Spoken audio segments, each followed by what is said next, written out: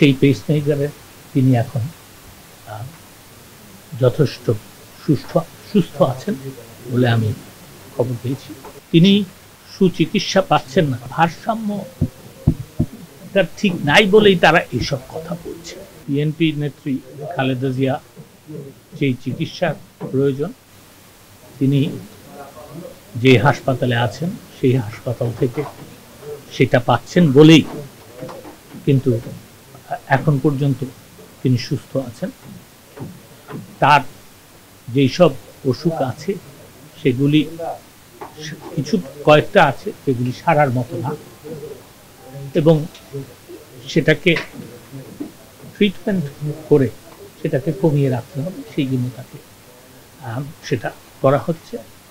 গতকালকে বিকালবেলা 4টার দিকে তার পেসমেকার লাগানো হয়েছে এবং সেই পেসমেকারে তিনি এখন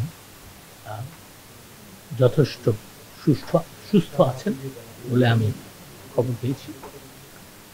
তো সেই ক্ষেত্রে তিনি সুচিকিৎসা পাচ্ছেন না। ঢালাইয়ে দৃঢ়তা, নির্মাণে নিশ্চয়তা, প্রিমিয়ার সিমেন্ট, ঢালাইয়ের রাজা। এবং আরেকটা কথা বলতে হবে যে যখন এরা এখানকার যারা চিকিৎসক তারা মনে করেছিলেন বাইরের থেকে চিকিৎসক এনে তার কিছু চিকিৎসা করতে হবে, তখন সরকার কিন্তু সেই পারমিশন অনুমতি দিতে কার্পণ্য করেন নাই।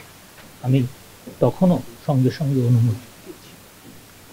তো যারা এই কথা বলছেন যে আমার জন্য চিকিৎসা পাচ্ছেন না, তারা নিজেকে হাস্যস্কর করছেন। যে ভারসাম্য সঠিক আছে কিনা সেটা একটু দেখতে হবে, এবং এই ভারসাম্যটা ঠিক নাই বলেই তারা এইসব কথা বলছে।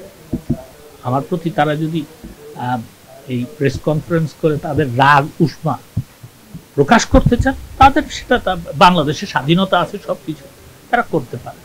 কিন্তু আমি আশা করব তারা সত্য কথা বলবেন, আমি আশা করব তারা ব্যক্তিগত আক্রমণ করবেন।